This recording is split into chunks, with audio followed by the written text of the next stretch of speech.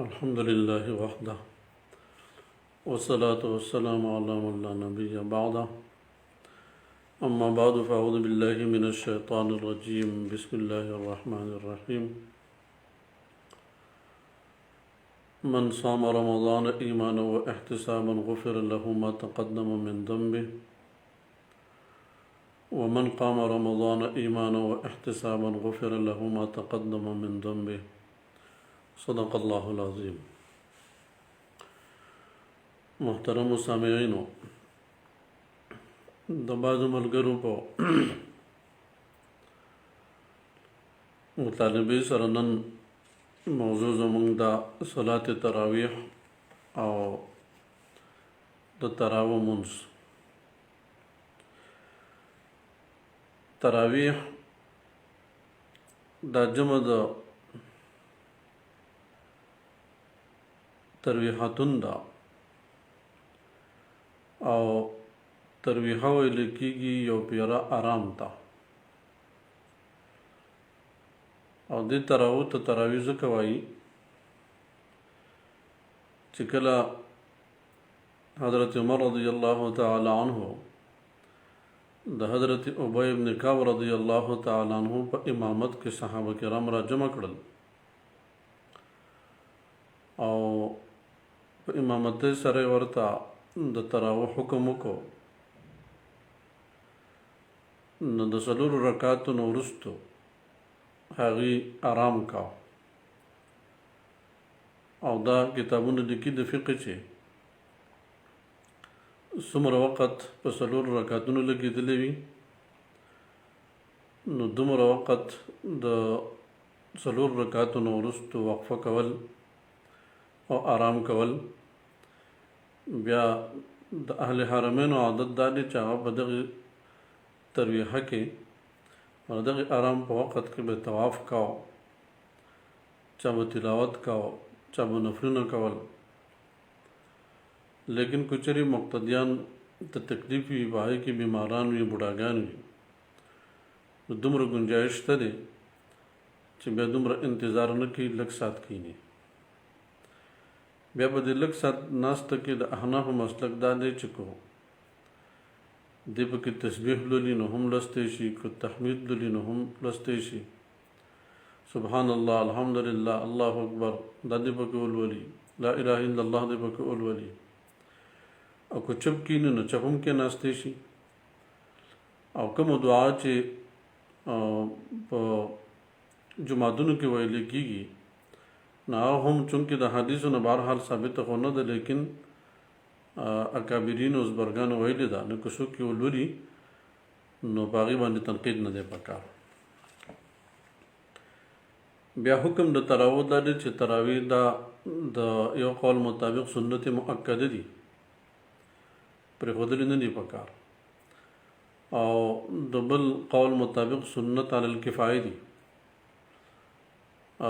مطلب دا چې څه کسان په جماعت کې ادا کی نو ذمہ داری فارغېږي، نور علم پکار دي چې دی ادا کی، لیکن رې دا مطلب نه دی چې صرف څه کسان به ادا کوي او نور به پرېږدي. سنت دی، نبی کریم صلی الله علیه وسلم درش پې فرمایلی دي، 100 رکعات یې کړي دي، او بیا د دې یرې د وجې نه پرېښو چې هسې نه چې په تاسو باندې واجب نشي، فرض نشي. بیا حضرت عمر بن الخطاب رضی الله تعالی عنہ د نبی کریم صلی الله علیه و آله وسلم چې کله په دغه جملې باندې نظر وکړو چې نبی کریم علیه السلام د 3 شپو نه وروستو پرېښودي دي، په دې بنیاد نه دي پرېښودي چې د دې سنتیت نشته، بلکې په دې بنیاد باندې پرېښي دي چې دا زما په امت باندې فرض نشي او بیا به دې ترې دې ادایګي مشکل شي. نو په دې بنیاد نبی کریم صلی الله علیه وسلم پرېښودو، او بیا حضرت عمر رضی الله تعالی عنہ په هغې باندې عمل درآمد شروع کړو. او حدیث مبارکه ده علیکم بسنتي و سنت الخلفاء الراشدین المهدیین، چې تاسو زما سنت او زما د خلفای راشدینو سنت ښه په مضبوطیا سره ونیسئ. نو تراویح دا سنت دي، د دې ادا کول پکار دي. فضیلت خو واضح شو چې دا سنت دي، او د سنت د اداګۍ چې کوم فضیلت دی هغه د تراویح د اداګۍ دپاره هم ثابت دی. هسې هم احادیث مبارکو کې راځي چې په رمضان کې الله کریم نفل په فرض بدلی او فرض په اویا بدلی. نو که څوک تراویح ادا کی 2 رکعات تراویح نه دا په فرض بدل شو په 2 رکعات فرض، او 6 رکعات تراویح په 6 رکعات فرض باندې بدل شو. بیا چې په جماعت سره ادا کیږي هغه جدا سنت ته. بیا په تراویح کې یو ختم د قران کریم دا جدا سنت ته. نو د اهتمام پکار. تراویح کې دومره گنجائش ته دی چې کچري څوک په ولاړه باندې د عذر د وجې نه نشي کولی نو په ناسته دې وکړي، بلکې بعضې فقها لیکي چې په ولاړه کولی هم شي او بیا هم په ناستې کې نو جایز دي، لیکن په ثواب کې به کمی راځي. لکه څنګه چې عام نفل په ولاړه هم کولی شي، په ناسته هم کولی شي، د ولاړې اجر مکمل دی، د ناستې اجر نیم دی. نو دا شان تراویح هم په ولاړې کو څوک ادا کړي نو مکمل اجر به ورته میلاویږي، او که په ناستې څوک ادا کوي نو دته به نیم اجر میلاویږي. په ناستې کې ادا کوي نو دته به نیم اجر میلاویږي. نو کوشش دا پکاري چې په ولاړه باندې ادا شي.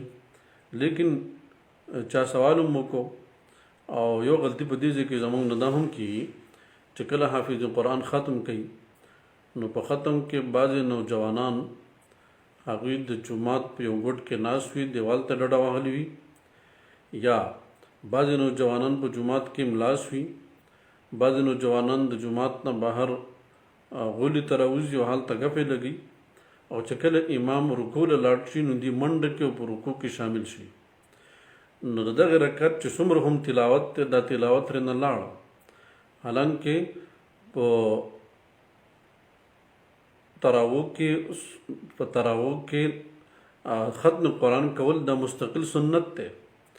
نو دې مطلب دا شو چې په دې رکعت کې څومره هم تلاوت وشو دا تلاوت د دنه لاړه، کم ختم چې سنت او ختم یې نیمګړی پاتې شو.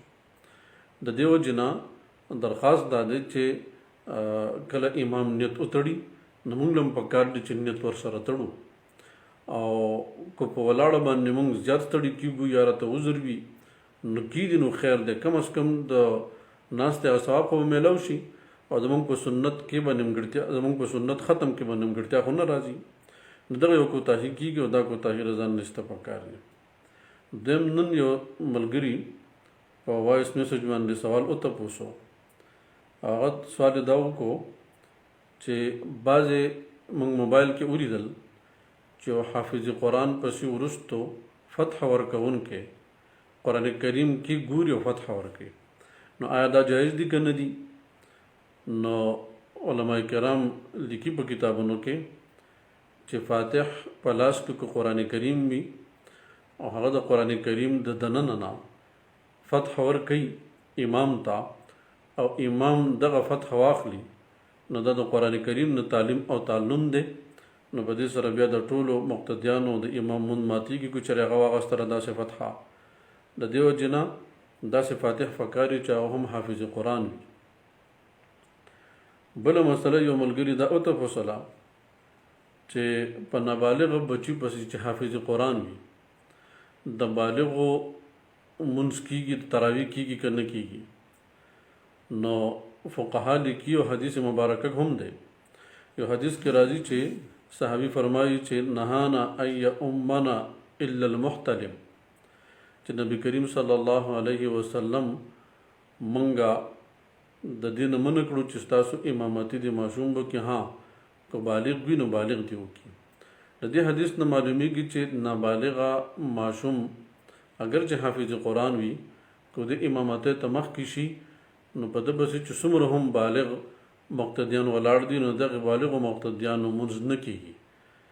نو بهرحال د دې مسلې نه موږ نه خبر یو او د دې مسلې نه ځان خبرول پکار دي. داسې نابالغه ماشوم پسې امامتي او تراویح نه دي پکار.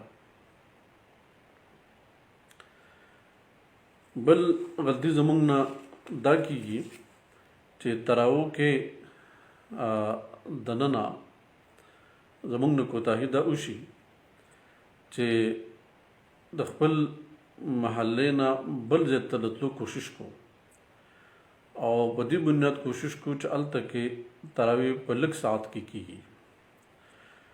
نو درخواست دا دی چې په کوم ځای کې ستا په مسجد کې تراویح مثلا په 3 پاو کې کیږي لنډې، او په بل مسجد کې ادا کیږي په نیمه غنټه کې، نو دا پاو ساعت خو الریډي ستا په تلو راتلو باندې لګي. نو که دغه پاو ساعت زمونږ په دې مسجد کې په دې امام پسې ولګي نو دا به د خیر ذریعه وګرځېږي.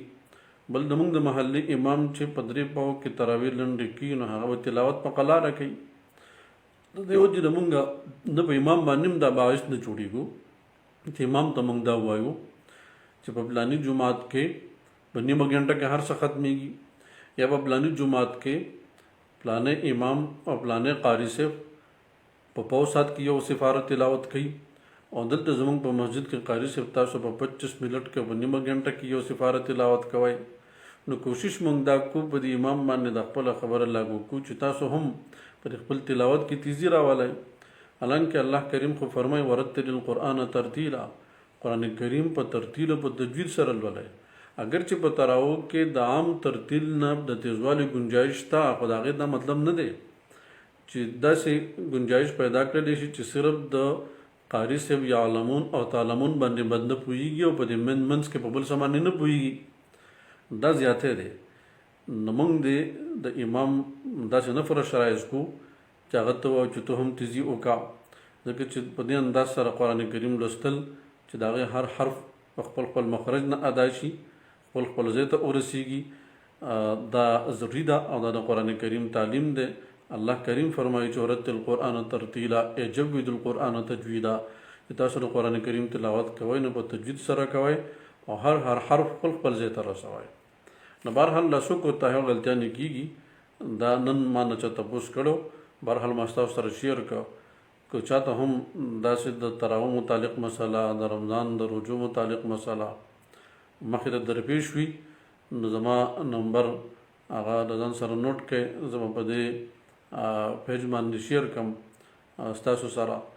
نو وټساپ زما نمبر دی، وټساپ باندې هم رابطه کولی شئ، او هم په دې باندې مسنجر دی، مسنجر باندې هم رابطه ساتلی شئ. شاید داسې مسله وي چې هغه تاسو براه راست په دې باندې نشئ تپوسلی، نو په هغې تپوس کولی شئ او انشاءالله تاسو ته به باقاعده د هغې جواب میلاویږي. الله کریم زموږ ستاسو حامی او ناصر شي. واخر دعوانا ان الحمدلله رب العالمین. اوس خپل خیال ساتئ او د رمضان مبارک تراویح دا په خشوع وضو سره ادا کو. دا څو ورځې د رمضان دي چې دا په عبادت کې تېرې شي، الله دې زموږ نه رضا شي.